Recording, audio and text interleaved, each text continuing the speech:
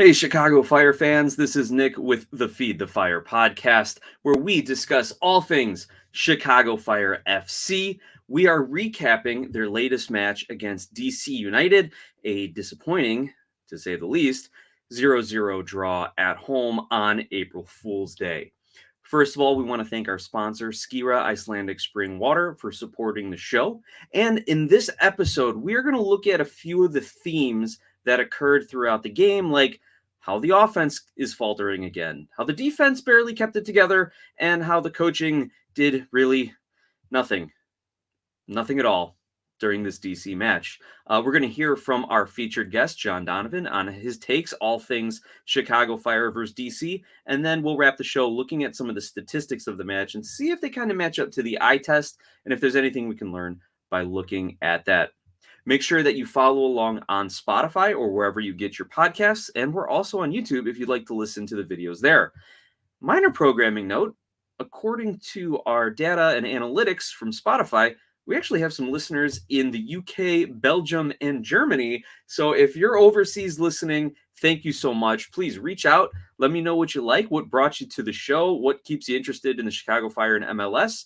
I'm on social media at Glasshouse Soccer, or you can email me at glasshousesoccer@gmail.com. Now let's get into our review of this DC United match. Like I said, 0-0 draw on Soldier Field over the weekend. One of the things I was worried about with all the storms that rolled through the Midwest and the tornado sirens going off on Friday, that the actual surface at Soldier Field would be an absolute mess. Because as anyone who's ever watched a Bears game knows, that field gets ripped up way too easily and is not in the best conditions. But the field actually wasn't historically awful like we've seen in some Bears games or in some Fire games as well. So we can take that excuse out of the equation, at least this weekend. But one of the excuses we can't overlook is why the offense is continuing to falter. They did have 2 games in a row of 3 goals, but as I mentioned in our last episode, that might have been a little bit of false hope.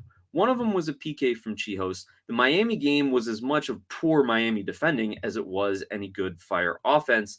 And then, of course, in that Miami game, you have a late stunner by Kai Kamara. So not generating the kinds of consistent goal-scoring opportunities, which when we look at the stats, will be confirmed.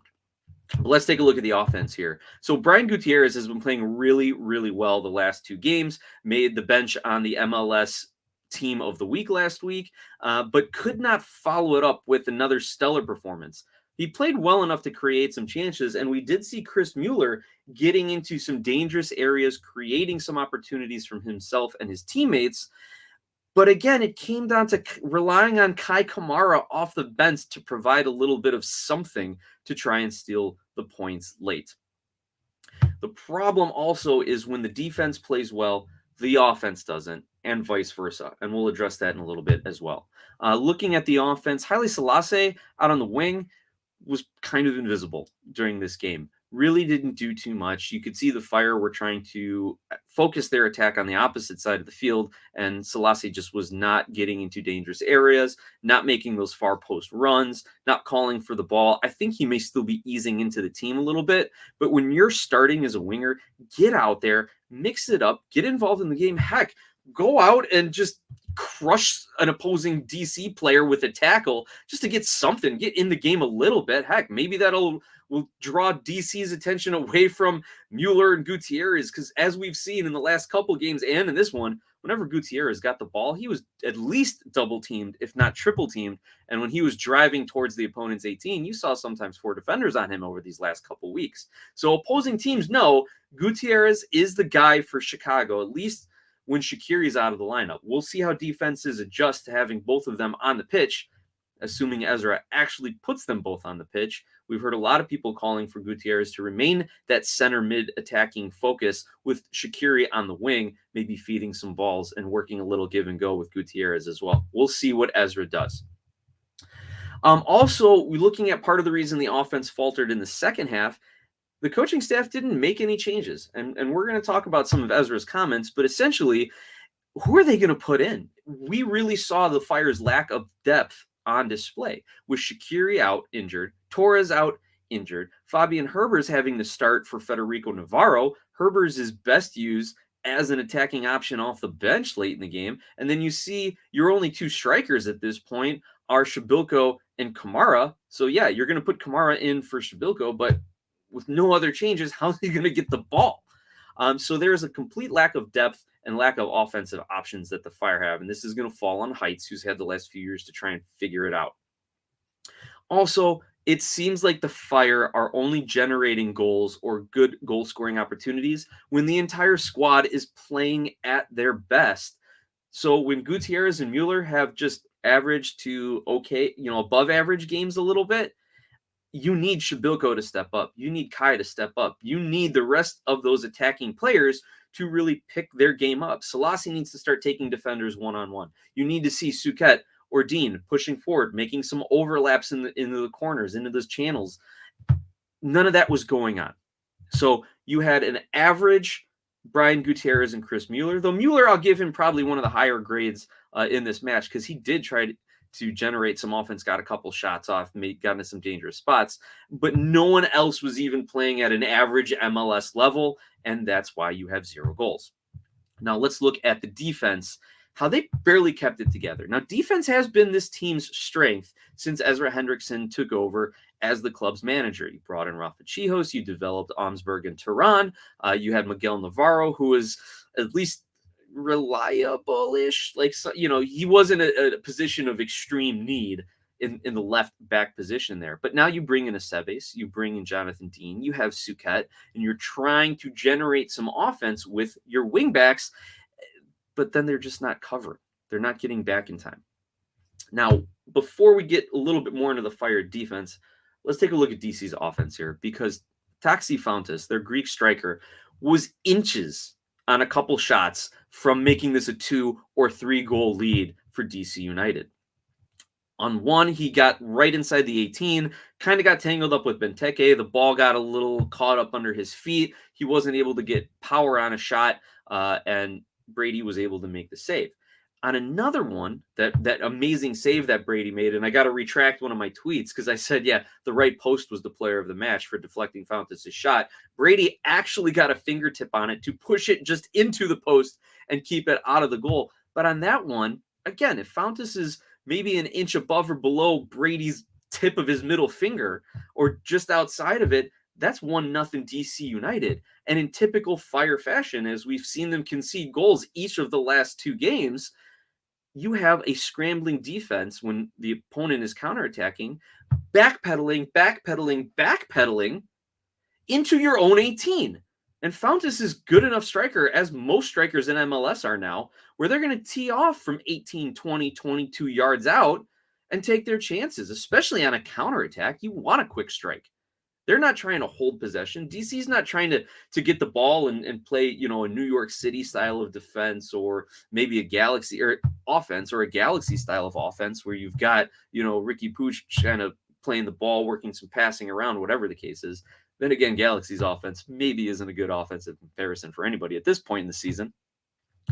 But the point remains, the Chicago Fire could have gone down 1-0 second half at home against a bad DC team because the defense is just out of shape, backpedaling.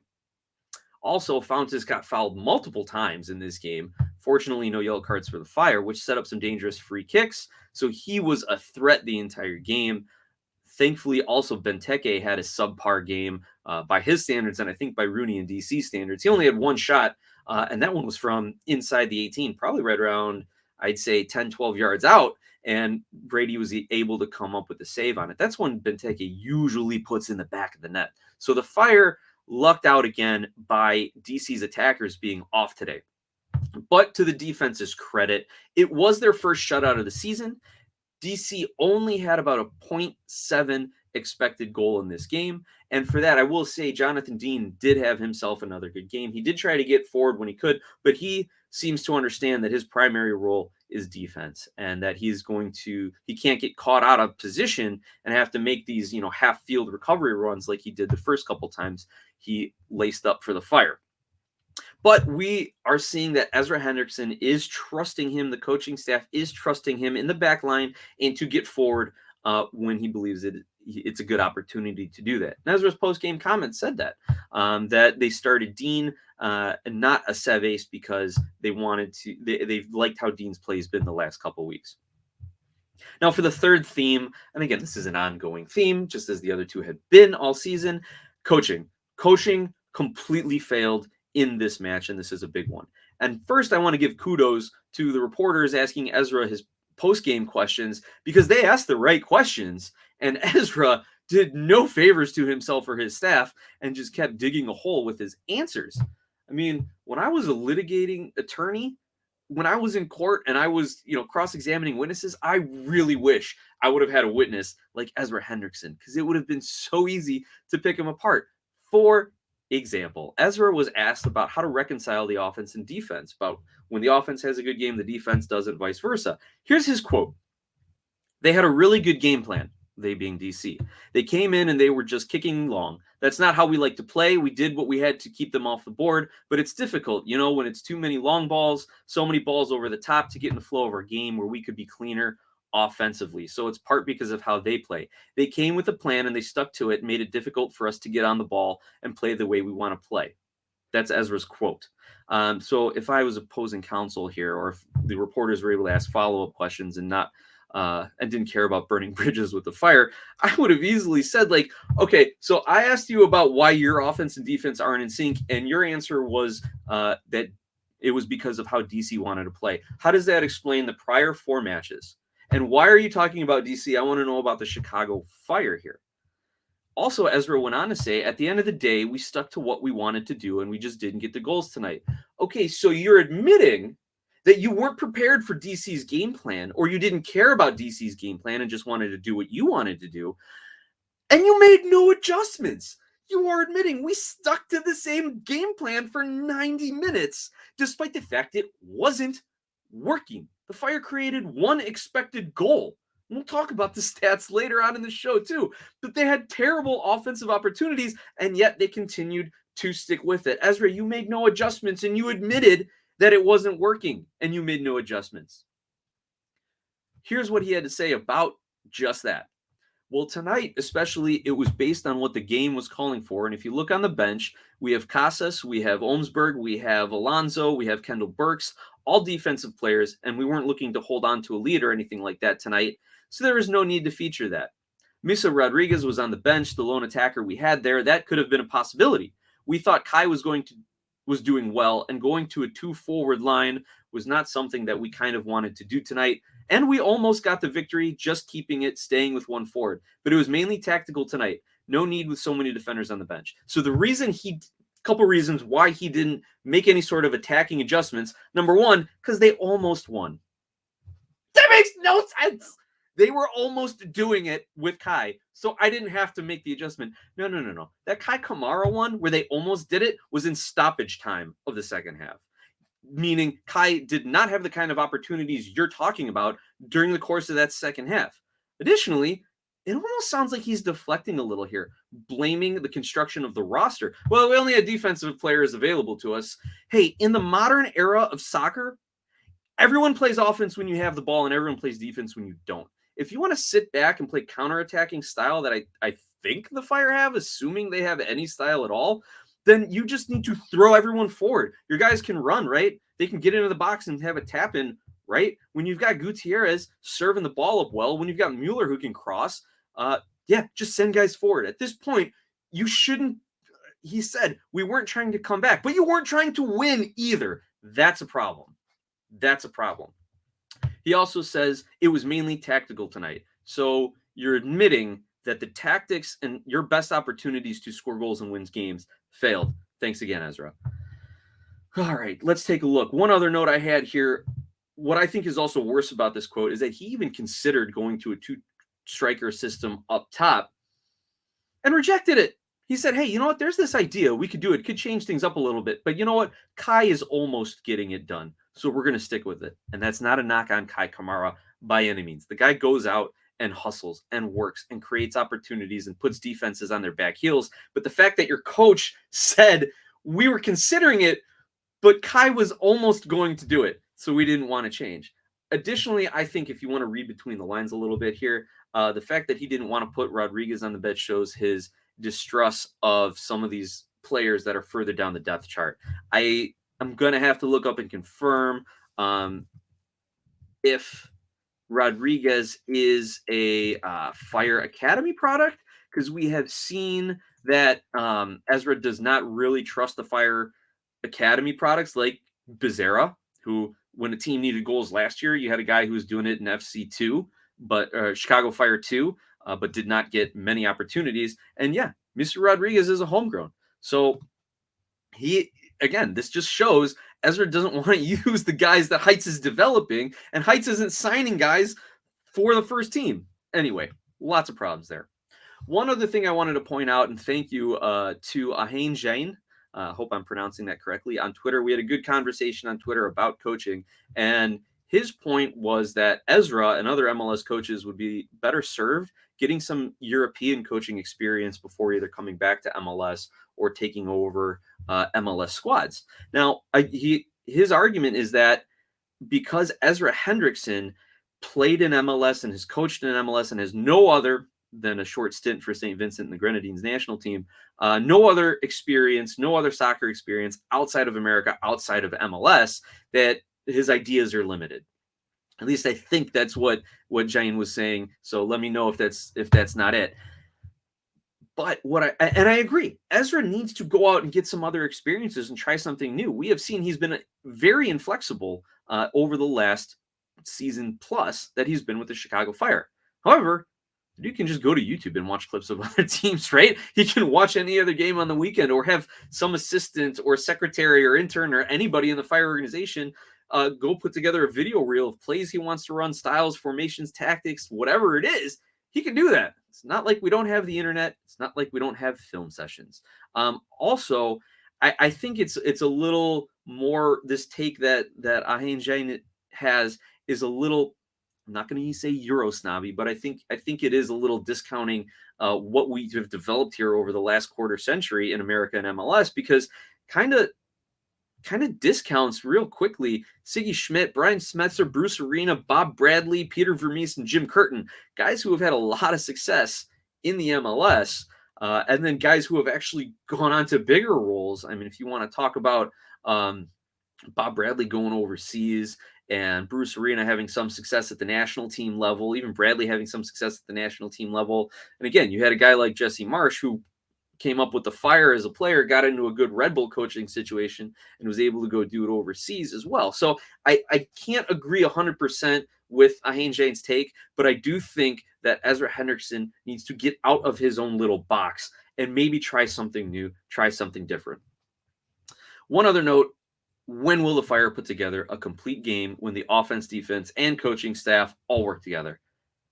It's almost like playing at Soldier Field, the home of the Chicago Bears. It's kind of rubbing off on the Chicago Fire here. And Bears fans know exactly what I'm talking about.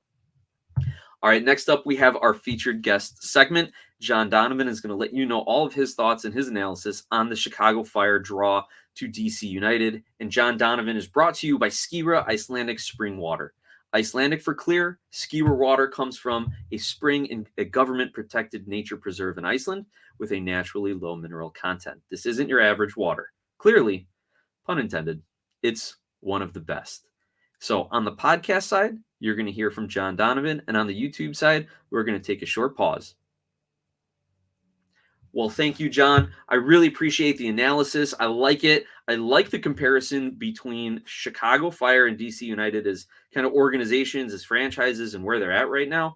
I will slightly disagree with you, John, that I think Wayne Rooney is a little better coach than what he showed in MLS, but he is in the talent evaluation segment right now, kind of learning the league himself as well. Like, we know Rooney's kind of the play the kids guy, but like the Fire, they're still trying to figure out the talent they have. We've seen a lot of 1 and 2 year deals. We've seen a lot of homegrowns and a lot of signings on Chicago Fire 2 for MLS Next Pro. But then you still have Xherdan Shaqiri, Jairo Torres, Kasper Shabilko, Kai Kamara. Those aren't building blocks. Those are guys who are supposed to win you games right now.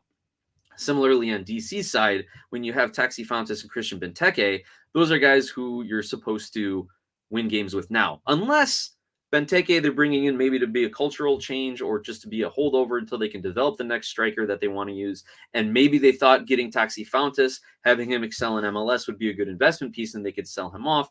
But DC and the Fire are two similar organizations at this point, which is not a good thing for the Chicago Fire or DC United.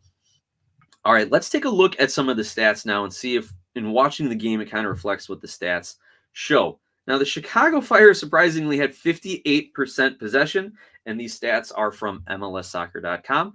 So it's actually, I think this was the first game they actually had the majority of the possession. Generated 11 shots, but only 2 on goal. Total passes, 394 passes with a 70% passing accuracy. So this may have been their best passing game of the season, despite having no offense. And the fact that they had 70% passing accuracy means that they were playing a little bit more in the middle to the defensive part of the field. Because typically, if teams are having closer to an 80% passing completion, it means they're playing more in their defensive zone when it's easier to complete passes, unless you're playing against a team that is pressing and counter-pressing. And when you have something lower down towards the 60% passing completions, you're playing a lot of long balls, you're playing a lot of crosses, you're playing a lot of counter-attacking in the opposing team's half and attacking third. Because when we look at DC United, 62% passing accuracy, only 296 total passes. So yeah, they were playing long balls, they were playing quick counters, they were letting their players tee off relatively quickly when they would get the ball in a dangerous spot. Meanwhile, the Fire were like caught somewhere in the middle. They weren't attacking, they weren't defending, they weren't really building possession in the middle third, right? So I think the stats kind of match up with that, despite this being their statistically best passing game. Now, the Fire had 2 offside and 21 crosses in 9 corners. So they weren't really stretching the back line as much as I would have liked to see. We've seen the Fire in the past have games where they've had 15, 16 crosses, 3, 4 offsides. 15, 16 corner kicks, 3, 4 offsides, and then even into the mid to high 20s on crosses. So they weren't really getting into the wings and playing the balls in, and they weren't stretching that back line. But again, no yellow cards, no red cards, so maybe their discipline is getting just a little bit better. Looking at an advanced stat, the expected goals, if you're into that sort of thing, the Chicago Fire had 1 expected goal to DC's 0.7. What I will say about expected goals, and it's not a perfect stat, it's a piece of the puzzle, and here's how I'm using it to evaluate the Fire. The Chicago Fire had 1 expected goal, 1.0 if you want to add the decimal point. Mueller's header in the 28th was 0.27. Kai's header in stoppage time, the one that almost won it, was 0.17. So that is a 0.44. So of the 1, 0.44 of that comes on 2 opportunities. So in this match, 44% of the Chicago Fire's goal-scoring opportunities came from 2 shots, came from 2 opportunities. That's not it. That's not good enough, right? And those were the 2 best opportunities. So the Fire are generating low percentage chances of scoring goals. They're not doing a good job on offense. And that's how I think you can use expected goal. You can't just say, oh, well, the Fire were expected to have 1, and DC were expected to have less than 1, so statistically, the Fire should have won the game. Then you're getting into Ezra Hendrickson territory of, we almost won it, and I liked how we played. Yeah, not going to fly for much longer, Ezra. And that's, I think, the best way to use some of these statistics is to analyze it along with the gameplay and other factors as well. Again, consistent theme here, not generating high quality or high percentage chances. And that even has gone back to the last 2 games when they've scored 3 goals each. All right, before we wrap up, let's take a look at a few things from around the league. A few matches that I told you to watch going into this weekend. Will Atlanta bounce back with a win against Red Bull? And they sure did. They got the 1-0 win. They barely got it. But as people are pointing out across the league and social media, Atlanta finally beat Red Bull. Also, would St. Louis continue their historic run against Minnesota? Nope. They ended up losing 1-0 and on a PK in the second half. Looking at the numbers, though, and watching some of the play, it was a fairly even game, and Minnesota came out ahead in the end. Well, now the pressure's off St. Louis. They can just go run it and run the way they want to play. And Minnesota, unfortunately for the Fire, are going to be on a bit of a high because that's who they're taking on in their next match, and we'll have a preview about that coming up. Vancouver hosting Montreal was another game I wanted to look at. Just some inter-conference Canadian rivalry. And Montreal goes down a man early on in that game, I think in the 23rd minute. And Vancouver then just rolls them, takes full advantage of the man advantage, and goes on to a 5-0 win. Another surprise that I saw was TFC blowing a 2-goal lead to draw Charlotte. TFC was up 2-0. Federico Bernardeschi with an Olympico on the one corner. But then Charlotte comes back, gets the draw. I say this is a surprise, but TFC fans, let me know. Is it a surprise that Toronto is blowing leads like this? I mean, they look like the fire a little bit. Sorry, don't mean to insult you, but it's concerning. That's everything I wanted to discuss in today's episode. Make sure you're following along on Spotify, rate and review where you get your podcasts, and be sure to subscribe on YouTube. You can follow on social media at Glasshouse Soccer. Enjoy the U.S. Open Cup matches this week. Get ready for the next match day, Fire fans. Thank you, and enjoy the rest of this week.